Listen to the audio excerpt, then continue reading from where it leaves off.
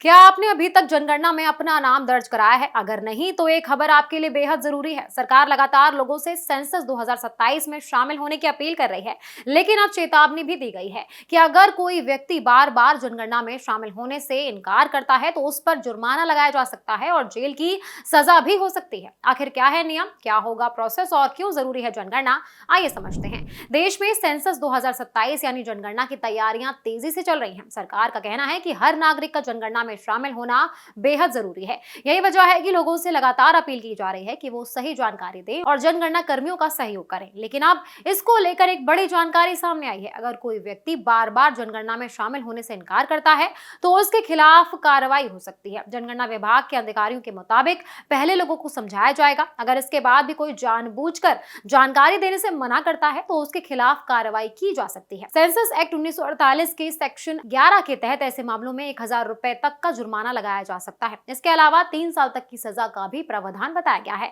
फिलहाल दिल्ली में online self enumeration यानी खुद से जानकारी भरने की प्रक्रिया चल रही है। अधिकारियों के मुताबिक अब तक 1,10,000 से ज्यादा लोगों ने ऑनलाइन रजिस्ट्रेशन किया है। सरकार ने लोगों की सुविधा के लिए सेल्फ एन्यूमरेशन की व्यवस्था शुरू की है ताकि लोग घर पर बैठे अपनी जानकारी दर्ज कर सके। इसके बाद 16 मई से जनगणना कर्मी घर घर जाकर जानकारी इकट्ठा करेंगे। जब कोई जनगणना कर्मी आपके घर आएगा तो उसके पास सरकारी आईडी कार्ड होगा। उस कार्ड में क्यूआर कोड भी दिया जाएगा। आप उस क्यूआर कोड को अपने मोबाइल में स्कैन करके उसका सत्यापन कर सकते हैं ताकि किसी तरह की धोखाधड़ी से बचा जा सके। जनगणना कर्मी सबसे पहले आपसे पूछेंगे कि आपने ऑनलाइन सेल्फ एन्यूमरेशन किया है या नहीं। अगर आपने पहले से जानकारी भर दी है तो आपको अपना रजिस्ट्रेशन नंबर बताना होगा। अगर आपने ऑनलाइन प्रक्रिया पूरी नहीं की तो जनगणना कर्मी आपसे करीबन 33 सवाल पूछेंगे। इसमें लगभग 20 मिनट का समय लग सकता है। अब सवाल है कि आखिर जनगणना इतनी जरूरी क्यों होती है? दरअसल जनगणना के जरिए सरकार को देश की असली तस्वीर समझने को मदद मिलती है। कितने लोग किस इलाके में रहते हैं, कितनों को रोजगार, शिक्षा, सड़क, बिजली, पानी जैसी सुविधाओं की जरूरत है,